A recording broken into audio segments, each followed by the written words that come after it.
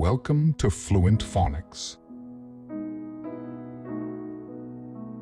Today, we will discover the proper pronunciation of the word arched.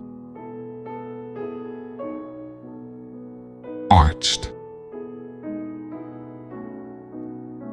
Arched. Arched.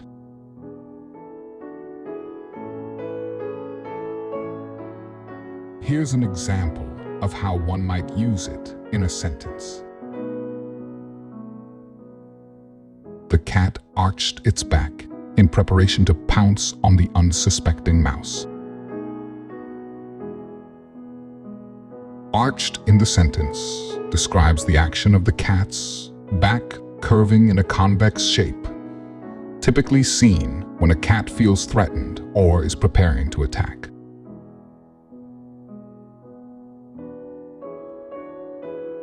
Thank you for your time. If you enjoyed this, please like and subscribe for further content.